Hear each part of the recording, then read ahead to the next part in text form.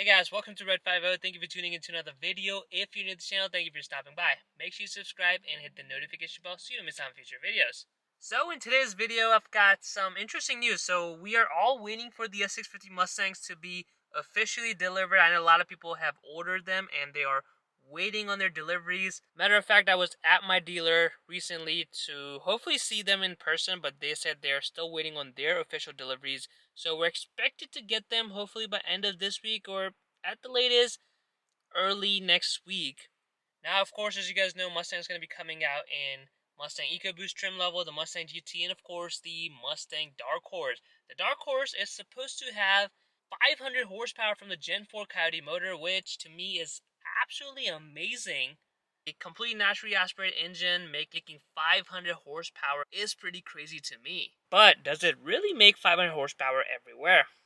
Unfortunately, that is not true. So this is just in that the European Mustang Dark Horse is going to be making only 449 horsepower.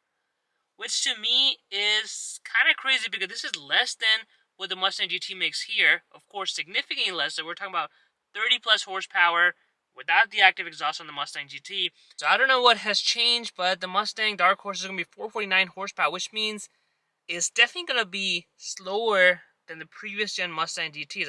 So it looks like the Mustang GTs made around 444 horsepower for the European market. So you actually get 5 more horsepower, but you also cannot tune the Mustang Dark Horse or any S650 Mustang for that matter. So that means the stock Mustang Dark Horse compared to even a mild bolt-on Mustang GT from 2023 is definitely going to be slower, or at least that's what the numbers are speaking.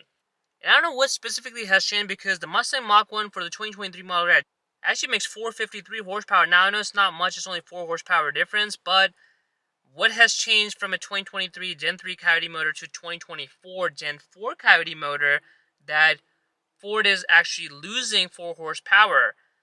Now, in the US market, the Mustang Mach 1 made 470 horsepower for 2023 model year. If you go back to 2021 model year or 2020 model year, they actually made 480 horsepower. So even from a US market, there's a significant jump from 470 horsepower to 500 horsepower.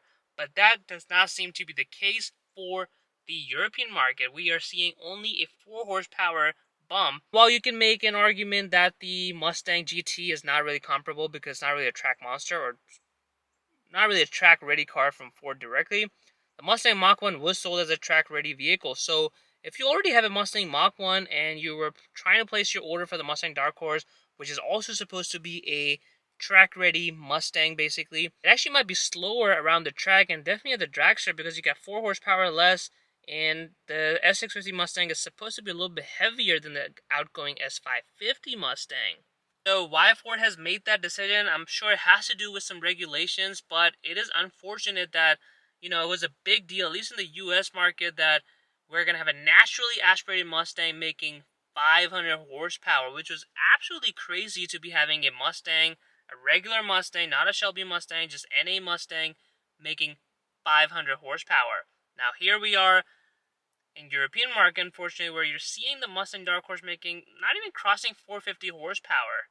Now, I know horsepowers aren't really everything, so obviously there is the new tech in the S650 Mustang compared to the S550 Mustang, but for someone who owns an S550 Mustang and you're getting 5 horsepower increase over your regular Mustang GT, or actually 4 horsepower decrease compared to Mustang Mach 1, it becomes very difficult to justify the new generation just for the tablet-like screens. And I know the customization and everything from those tablets and everything is going to be amazing, but it comes at a cost. You're losing power on your Mustang, and Mustangs have always been about power. So I think it's going to be interesting what Ford is going to do for the US market too, because if you guys recall, we had the, Gen 3 Coyote motor from 2018, and it had 460 horsepower and 480 horsepower basically for the Mach 1 and the bullet trims, but the GT had about 460 horsepower until 2022, I want to say, where they had to kind of drop it a little bit, and we were basically met with some emission regulation, and the Mustang GTs were making only 450 horsepower, while the Mustang Mach 1 was making 470 horsepower. Now, I know in the European market, the regulation is a lot more different than U.S. market, but as you can see, the U.S. market catches up in terms of the regulation for emissions and all of that stuff. So Ford had to comply with those regulations to meet those CAFE standards and had to drop the horsepower for the Mustang GTs and the Mustang Mach 1 in the U.S. market. So I'm kind of really curious to see if Ford is going to have to follow the same suit for the Mustang Dark Horse or the Mustang GTs in general as well. As the Mustang years kind of progress in the 7 generations, and maybe by 2026, the model year that's going to come out may have to deal with some emissions regulation or just stricter standards, and they're going to have to drop it to a 480 horsepower Mustang Dark Horse and a 460 horsepower Mustang Dark Horse. I know it kind of sucks to be dropping the horsepowers from the V8 muscle cars, but you have to give it to Ford. Ford is the only one standing right now making American V8 muscle cars right now. Camaro is gone. Challenger officially closed the orders a couple weeks ago. And if you really want a true American muscle V8 manual experience, Ford is the only option you've got. And being a Mustang owner, it is a really good option.